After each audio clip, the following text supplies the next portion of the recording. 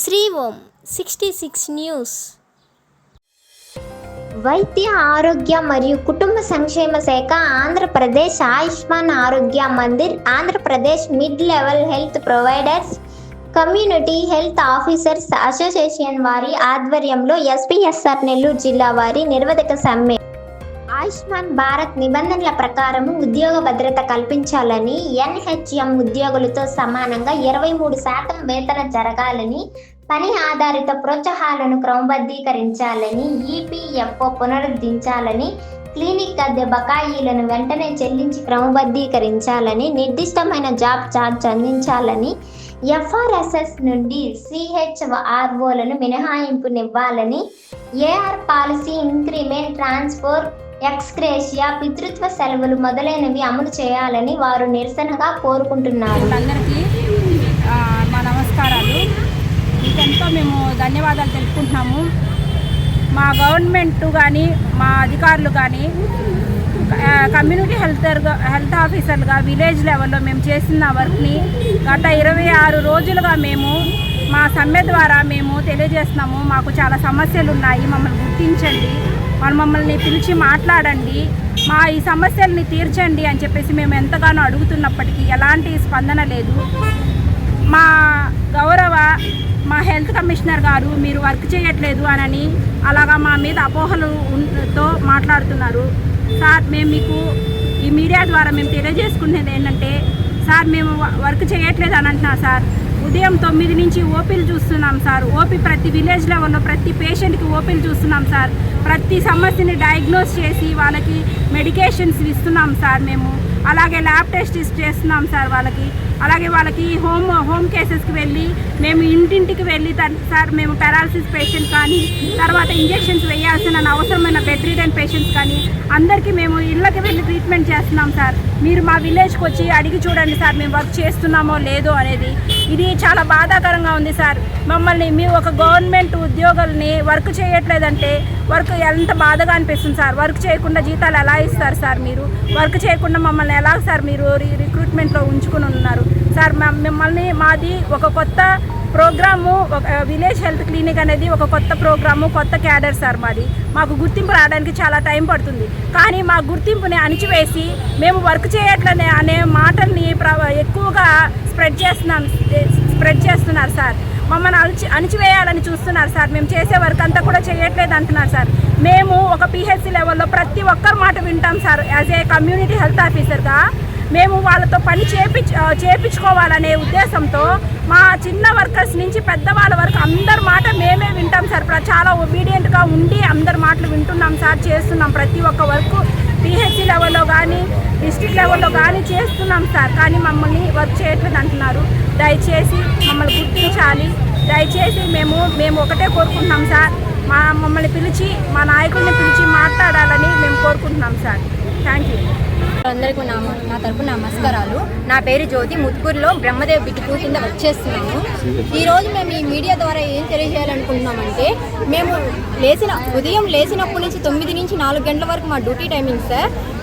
మా డ్యూటీస్ మేము చేస్తా కూడా మాకంటూ ఒక గుర్తింపు లేకుండా పోతుంది. ఈరోజు ఇదేంటంటే 9 to 4 అంటున్నారు. 9 to 4 కాదు సార్, 9 to 6 అవుతుంది, 7 అవుతుంది, 8 కూడా అవుతుంది మాకు టైమింగ్స్.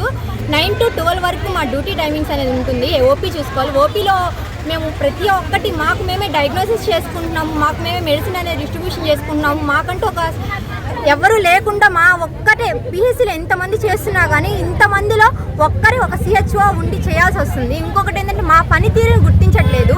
మాకంటూ ఒక నిర్దిష్టమైన జాబ్ చాట్ లేకుండా ఈరోజు ప్రతి ఒక్క క్యాడర్ది మాకంటూ ఒక పెట్టేసి ప్రతి ఎన్సిడి కానీ ఆర్బిఎస్ ప్రతిదీ మా మీద రుద్దేసి మా వర్క్ను గుర్తించకుండా వాళ్ళు చేసే వర్క్ కూడా మా మీద పెట్టేసి మా వర్క్ నిర్దిష్టమైన జాబ్ చాట్ మాకంటూ ఇస్తే ఇప్పుడు మాకు ఇది మీరు గుర్తింపు లేకుండా చేస్తున్నారు. మాకంటూ గుర్తింపు ఉండేలా చేయండి. ఇంకొకటి ఏంటంటే మేము ఎన్నో చేస్తున్నాం. బెడ్ రిడెన్ వాళ్ళకి మేము మా ఓపీ దగ్గరికి రాలేకపోయినా కానీ మేము వాళ్ళ ఇళ్ళ దగ్గరికి వెళ్ళి వాళ్ళకి హోమ్ సర్వీస్ అనేది చేస్తున్నాము. ఒక ఏఎన్సీ దగ్గర నుంచి కానీ పిఎన్సీ దగ్గర నుంచి ప్రతిదీ మేము మా సొంత అమౌంట్ పెట్టుకొని కూడా మేము గ్రౌండ్ లెవెల్ నుంచి హై లెవెల్ దగ్గర కూడా మేము ఫాలోఅప్ చేసుకుంటున్నాము. ఇన్ కేస్ ఏఎన్సీ ఒక దగ్గర నుంచి ఇంకో దగ్గర మైగ్రేషన్ అయినా కానీ వాళ్ళని ఫాలోఅప్ చేసుకొని మాకు వచ్చే 25,000లో మా ఓన్ మనీతో మేము రెంటెడ్ అనే పే చేస్తున్నాము. ఇప్పుడు కూడా మమ్మల్ని గుర్తించట్లేదు, మా జాబ్ చార్ట్ అనేది గుర్తించలేకుండా పోతున్నారు. ప్రతిదీ మేము టెలికన్సల్ట్ చేస్తున్నాం సార్. టెలికన్సల్ట్ కూడా డైలీ 10 calls to 20 calls, 20 కాదు ఇంకా ఎంత ఓపీ వచ్చినా కానీ మాకు తెలియని ప్రతి కేసులో కూడా మేము ఆయుష్ కానీ ప్రతి దాంట్లో ఇన్వాల్వ్ అవుతున్నాము. మన ప్రిన్సిపల్ సెక్రటరీ గారు మేము చర్చలకు వెళ్ళినప్పుడు ఏం చెప్పారంటే, మీరు మీ వర్క్ చేయట్లేదు, మీరు ఏం చేస్తున్నారని ఒక్కటే అంటున్నారు సార్. మా వర్క్ మా గ్రౌండ్ లెవెల్కి వచ్చి మాకు తెలియకుండా మీరు మాకు ఫీడ్బ్యాక్ అనేది తీసుకోండి. సో ప్రజల నుంచి మీరు తీసుకునే ఫీడ్బ్యాక్ని బట్టి మమ్మల్ని అంటూ గుర్తించండి అని కోరుకుంటున్నాము. ఒకటి ఈ సంజీవని గురించి సార్. ఈ సంజీవనిలో 2 సార్లు మన ఆంధ్రప్రదేశ్ నుంచి 2 సార్లు గవర్నమెంట్ తరఫున మీరు అవార్డ్స్ అనేది తీసుకున్నారు. మేము వర్క్ చేయకపోతే మీకు ఈ సంజీవని అవార్డ్స్ ఎలా వస్తాయి సార్? ఇప్పుడు మేము వర్క్ చేయట్లేదు అంటున్నారు. ప్రతి health and wellness centre complete అయిన తర్వాత ప్రతి దగ్గర ఎన్కాస్ అనేది చేస్తున్నారు. మేము వర్క్ చేయకుండా మీరు ఎన్కాస్ సర్టిఫికేట్ క్వాలిఫై అయినట్టు ఎట్లా ఇస్తున్నారు సార్? మా పనితీరుని గుర్తించే కదా సార్ సెంట్రల్ గవర్నమెంట్ నుంచి టీం వచ్చినప్పుడు ప్రతిసారి మేమంటూ వస్తున్నారు. ప్రతి ఒక్కరికి ఇంత పర్సంటేజ్ అని ఎన్కాస్లో క్వాలిఫై అయిన తర్వాత మాకు సర్టిఫికేట్ అనేది ఇస్తున్నారు. ఎన్కాస్ని బేస్ చేసుకొని మా వర్క్ అనేది గుర్తించమని కోరుతున్నాం సార్.